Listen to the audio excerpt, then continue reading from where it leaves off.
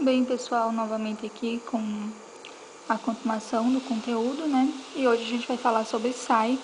A SAI que ela está garantida numa resolução do COFEN, do Conselho Federal de Enfermagem, a resolução número 358/358 de 2009, né? Então, ela é a implementação do nosso processo de trabalho, tanto em ambientes públicos quanto em ambientes privados, que ocorre o cuidado do profissional de enfermagem de maneira organizada, né? Então, sistematização, sempre que vocês escutarem falar esse termo, significa dizer que vai estar de uma maneira organizada, né? De uma maneira estruturada, bem direitinho. Então, a SAI, ela organiza o trabalho do pessoal, né? Ela tem método, ela tem pessoal, tem força de trabalho, né? E também tem instrumento para fazer esse processo acontecer. Para eu fazer um processo, eu preciso de um método, né? Como que eu vou fazer isso e de que maneira vou implementar qualquer tipo de processo. Algumas competências da sistematização da assistência de enfermagem, elas são privativas do enfermeiro, ou seja, apenas o enfermeiro pode executar, como por exemplo o diagnóstico de enfermagem, só o enfermeiro que pode fazer. Lembrando que são diagnósticos de enfermagem, não diagnósticos médicos, ok? E também prescrições ou intervenções de enfermagem. Então, qualquer prescrição feita de enfermagem, novamente não prescrição médica, é feita apenas pelo enfermeiro. Vai passar uma moto desgraçada agora. Passou. O técnico e o auxiliar de enfermagem, eles vão atuar na SAI em conformidade com a lei número 7.498 de 1986 e o decreto 94.406 de 1987. Sendo assim, o técnico e o auxiliar de enfermagem, eles participam da execução do processo de enfermagem naquilo que lhes couber, no que for competência do técnico e do auxiliar, sempre sob a supervisão e orientação do enfermeiro. Então, ele participa da execução de todo esse processo. São de fundamental importância para que essa SAI ela aconteça dentro das instituições. E a SAI, ela ocorre através de 5 etapas diferentes, mas são 5 etapas que elas estão interrelacionadas, ou seja, elas conversam entre si, elas são interdependentes, elas não são feitas de maneira isolada, elas precisam uma da outra e são recorrentes, ou seja, a todo momento elas estão acontecendo. Quais são elas? A primeira etapa é a etapa do histórico que a gente tem aqui, que também é a etapa da investigação ou da coleta de dados. Porque no histórico, o que eu vou ter? Eu vou ter a informação sobre a pessoa, sobre a família dela, sobre a coletividade em qual ela está inserida, ou seja, toda aquela entrevista que a gente faz com o paciente para obter as informações sobre ele, sobre queixa principal, histórico da doença, enfim. Depois que eu tiver coletado todos esses dados, eu enquanto enfermeira, faço o diagnóstico de enfermagem. Porque não adianta só eu coletar esses dados se eu não sei ler esses dados, se eu não sei interpretar. Então, eu vou interpretar as demandas identificadas nessa investigação, nessa coleta de dados e vou dar o meu julgamento clínico. Ou seja, eu vou diagnosticar aquele paciente, como diagnóstico de enfermagem, mais uma vez lembrando. Depois que eu faço isso, eu vou planejar as minhas ações. Eu coletei os dados, eu li os dados, interpretei os dados e eu vou pensar, pronto, ok, eu tenho essa situação. O que eu faço com isso agora? Como que eu vou melhorar? Então, o planejamento é mais ou menos assim. Eu vou determinar quais resultados eu espero alcançar e quais ações eu preciso realizar para alcançar esses resultados.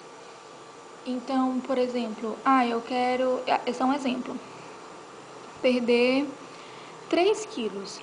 Eu preciso de um planejamento alimentar, de um planejamento de atividades físicas, de ações que eu vou realizar para poder chegar a esse objetivo. Esse é um exemplo aqui.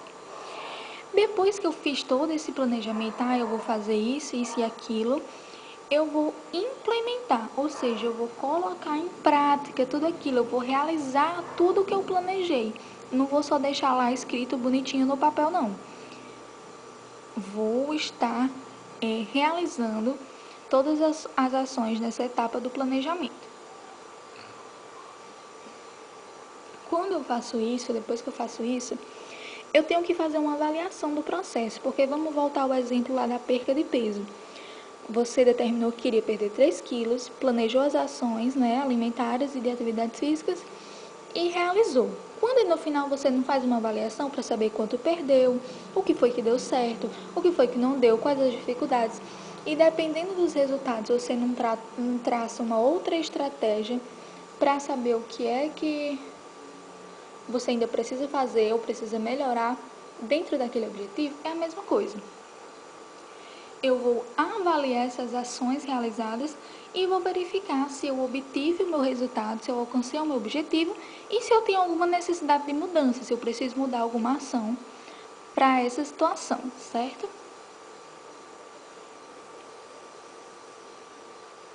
Se no vídeo não der para ver bem, eu mando o slide no e-mail de alguém da turma e eles enviam no grupo, tá certo? É só vocês comentarem no grupo: professora, eu não entendi o slide no vídeo, manda pra gente que eu mando.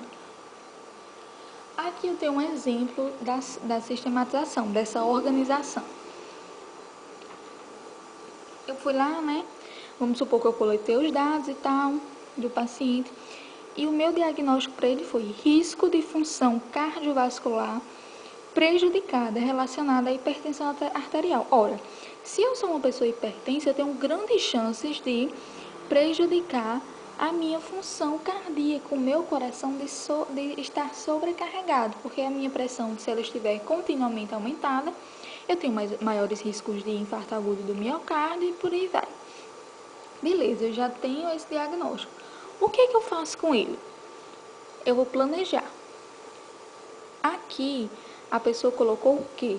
O cliente apresentará melhora da hipertensão arterial em 24 horas. Então, ela planejou aqui que durante um dia esse paciente ia ter melhora desse quadro hipertensivo. Possivelmente aqui ele chegou no hospital com um quadro hipertensivo de urgência, Então, ela estabeleceu que em 24 horas esse quadro ia estar melhorado. Mas para que isso aconteça, para que essa melhora aconteça em 24 horas, o que eu preciso fazer? Aí aqui está a implementação, que é onde eu coloco em prática o meu planejamento. Verificar a PA 2 vezes ao dia, orientar quanto ao uso regular de medicação antihipertensiva prescrita pelo médico e orientar o consumo de dieta hipossódica. Ou seja, eu vou estar fazendo o controle do sinal vital, da pressão arterial dele, 2 vezes ao dia, para fazer o monitoramento. Eu tenho que orientar o paciente a como tomar e a tomar a medicação. Eu não vou simplesmente chegar para ele com um comprimido ou algum injetável e administrar. Eu vou orientar que ele use. Aqui está dizendo o uso regular.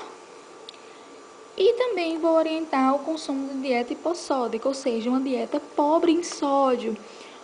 Isto é, uma dieta sem sal, com pouco ou totalmente sem sal. E aí, na avaliação aqui, o cliente apresentou melhora da hipertensão em 24 horas.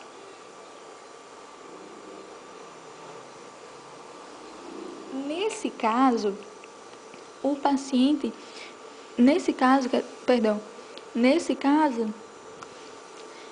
eles conseguiram o objetivo deles, que era de melhorar essa hipertensão em 24 horas. Mas caso não tivesse conseguido, eles iriam traçar novas metas, novas estratégias, novas ações para chegar a esse objetivo aqui, se não tivesse dado certo. Mas como deu, aqui na avaliação, a gente percebeu que o paciente teve um quadro melhorado. Aqui nós temos outro caso clínico. Qual o diagnóstico? Eliminação urinária prejudicada, caracterizada por distúrbio relacionado à obstrução anatômica, ou seja, aqui o paciente ele tem um aumento da próstata. E como eu tenho aqui a próstata, vamos supor que aqui é minha próstata, minha não, né, que eu não sou homem, a próstata lá do rapaz, e a uretra, que é por onde sai o xixi, ela passa por cima da próstata aqui. Imagina, né, aqui a próstata, a uretra passando no meio dela. Se aqui aumenta, se eu tenho um aumento tumoral dessas células, eu vou obstruir aqui a uretra. Então, aqui o xixi passa normalmente. Se tiver obstruído, o xixi fica com dificuldade de passar. Qual é o meu planejamento? Que o cliente apresentará melhora da dor em 24 horas. Então, o que eu posso fazer para que essa dor melhore? Controle da eliminação fisiológica da urina. Lembra que eu falei do balanço hídrico? Aqui... Eita, pensei que não tinha acordado. Aqui a gente também vai anotar essa eliminação fisiológica, ou seja, quando o paciente tem vontade própria de fazer o xixizinho dele. Através da realização de cateterismo vesical de demora. Nesse caso, esse cateterismo só pode ser feito pelo enfermeiro, mas o técnico de enfermagem pode auxiliar nessa etapa, então, com a bandeja e todos os equipamentos. Eu vou fazer esse controle através da sonda, de saber quantos ml tem de retorno, né? Porque dificilmente um paciente nesse quadro de aumento de próstata, ele consegue fazer xixi sozinho. Ele precisa da sonda para o xixi vir. E outra ação que eu tenho que realizar é administrar o analgésico, né? Conforme prescrição médica, óbvio, através de receita médica, para que essa dor alivie. E no final a avaliação de tudo foi: o cliente apresentou melhora da dor em 24 horas, mas vamos supor que ele não tivesse melhorado, eu teria que rever as minhas ações. Será que eu precisaria contatar o profissional médico e para mudar esse tipo de analgésico? Ou será que a sonda estava sendo suficiente? Será que eu não precisava também falar com alguém para aumentar a ingesta de água e aumentar esse ml de urina? Então, aqui o objetivo foi alcançado, mas se não tivesse, eu teria que repensar as ações para poder chegar ao meu objetivo. Depois de falado da SAI, a gente vai falar agora uma coisa muito importante, que é sobre as anotações de enfermagem. É muito importante registrar tudo aquilo que a gente faz, porque é um documento, é uma prova a seu favor, um respaldo. Se um dia alguém disser que você não foi para o plantão, você tem como provar, porque lá tem a sua anotação, naquele dia, naquele horário. O paciente diz que você não fez isso, mas se você anotou lá no papelzinho não, né? Na folha de registro, você fez. Então, você está respaldado perante a lei. E, infelizmente, você pode ter feito, mas se você não anotou, o juiz, ele diz simplesmente o seguinte: se não está registrado, não foi realizado. Então, muito cuidado. As anotações, elas também precisam ter informações verdadeiras. Então, você não vai anotar lá qualquer coisa, não vai mentir no papel.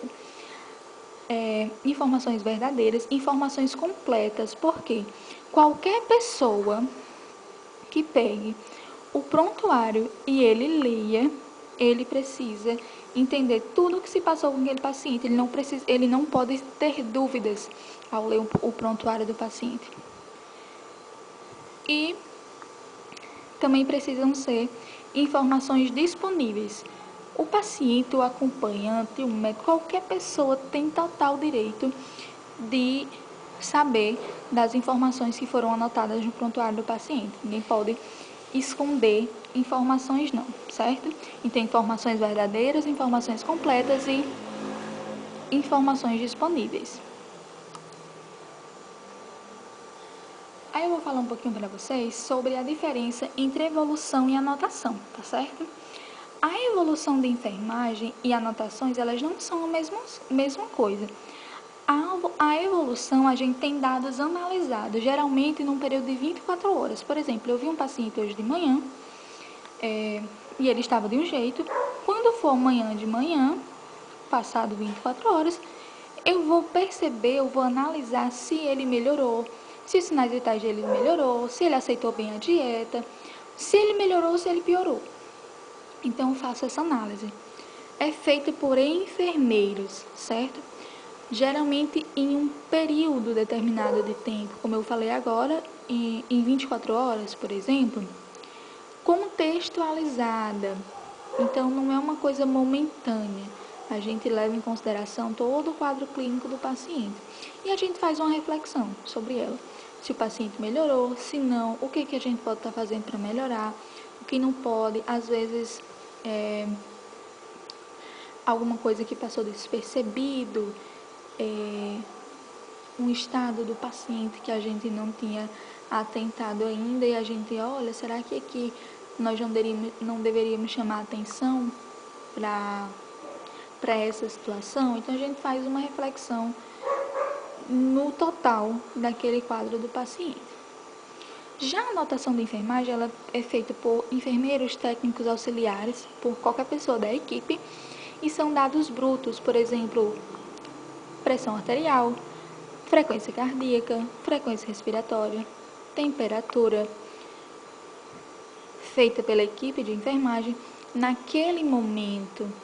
Então, não é uma coisa que eu vou escrever só daqui a um dia, não. Assim que eu fizer, eu anoto. Fiz um curativo, abri o curativo, a ferida estava úmida, sangrante, com pus, ferida grande, pequena, profunda, superficial.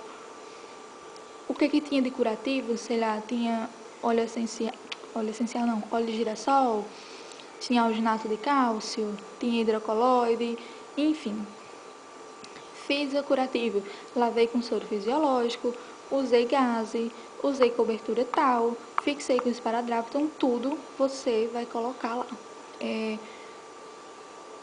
No meu caso, passei sonda vesical, o número da sonda, qual tipo de cor da urina, qual a cor da urina que veio na sonda, ou mesmo o técnico de enfermagem vai lá fazer a anotação do balanço hídrico. Foi desprezado 300 ml de urina de cor clara, sem grumos, sem sinais de infecção. Enfim, são pontuais. Cada momento que eu faço uma ação, administrei 500 ml de soro, administrei medicação, segundo orientação, segundo prescrição médica, administrei dipirona, qualquer medicação, administrei sangue. E faz a observação. O paciente recusou, houve discussão, orientei o paciente como ir ao banheiro, orientei o paciente como tomar a medicação. Tudo isso eu anoto. Como que eu anoto? Eu coloco a data, coloco a hora, escrevo o que aconteceu. No final, eu coloco a minha assinatura e o número do meu registro. No caso de vocês, quando forem para estágio, vão colocar data, hora, escrever a situação, a ação que vocês realizaram e colocarem acadêmico, técnico de enfermagem Catarina de Siena, porque vocês ainda não têm carimbo, certo? Eu procurei as fichas tanto de controle de sinais vitais quanto de anotações de enfermagem. Só que eu sou uma pessoa muito chata e eu não achei nenhuma que eu gostasse na internet. Então eu vou tentar conseguir essas fichas e aí eu gravo para vocês mostrando, explicando e fazendo o exercício com vocês de escrevendo e mostrando bem direitinho como faz. Eu vou procurar aqui uma foto para falar mais um pouquinho mais detalhado de como deve ser a anotação de enfermagem. Então a gente tem um roteiro, ou seja, instruções, para seguir. Coisas que a gente precisa anotar. Comportamento relativo ao paciente, ou seja, nível de consciência, Veio acordado, veio desacordado? Estado emocional, estava agitado, estava tranquilo, estava emocionado? Ai, que ódio. Integridade da pele. Tem escoriação, tem lesão, tem machucado. Movimentação, está muito agitado, está imobilizado. Presença de catéteres e dreno. O paciente está com soro? Em qual braço? Direito ou esquerdo? O que é que tem nesse soro? É só soro ou também tem medicação? Aceita a dieta, ou seja, está querendo comer ou tá rejeitando? Funções fisiológicas. O paciente está urinando, o paciente está defecando. Quais foram os cuidados de enfermagem ofertados? Eu fiz curativo, eu administrei medicação, eu dei banho no leito, certo? Cuidados prestados ao paciente, prescritos ou não pelo enfermeiro. Mudança de decúbito. Eu ajudei o paciente a mudar de lado da cama, a mudar de posição. Eu troquei a cadeira dele de lugar, eu troquei a cama dele de lugar. Eu dei banho, eu fiz curativo, eu retirei dreno, eu tirei sonda, eu tirei scalp, enfim. Tanto quando eu faço a punção, quando eu retiro, eu preciso anotar. Medidas prescritas pelo médico e pela enfermagem. Repouso. Uso de colete ou de faixa. Eu ajudei a colocar, eu ajudei a retirar.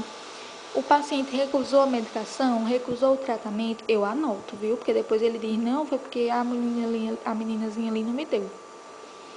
Respostas específicas ao paciente. Alteração do quadro clínico. Eu disse alguma coisa para ele que mudou? Anoto, para ele não dizer, ela não disse isso não, ela disse assim, assim, assim. Você tem lá escrito o que você falou. Sinais e sintomas. Estava com febre, estava com a pele pálida, estava com a pele vermelha. Alterações em sinais vitais. Pressão arterial subiu, frequência cardíaca diminuiu, frequência respiratória caiu, aumentou, enfim. Intercorrências. Teve uma parada cardiorrespiratória, caiu da cama, teve uma convulsão. Providências tomadas, certo? Aconteceu alguma coisa disso. O que você fez? Chamou o médico? Não chamou? Prestou socorro? Iniciou manobra de ressuscitação cardiopulmonar? E qual foi o resultado? O paciente veio a óbito? O paciente melhorou? Estabilizou? Medidas terapêuticas executadas pelos membros da equipe. Passagem de dispositivo intravenoso, ou seja, scalp, botou soro. Visita médica especializada. Veio alguém, tipo, alguém pediu o parecer de um cardiologista. Veio esse cardiologista especificamente falar com esse paciente. O fisioterapeuta veio, nutricionista, psicólogo. Porque às vezes fica pendente. O médico faz a solicitação, mas às vezes o coleguinha dele não vem. E a orientação educativa. Você orientou como tomar uma medicação, você orientou uma dieta pobre em sal, você orientou lavagem da sonda nasogástrica. Tudo o que você falar no intuito também de educar o paciente, você não deve tomar isso, é melhor você fazer assim, assim, assado, você também anota. Certo? Então, vou ficando por aqui, fico devendo o vídeo agora com as fichas de anotação da enfermagem e gravando para você direitinho o passo a passo de como anotar. E é isso.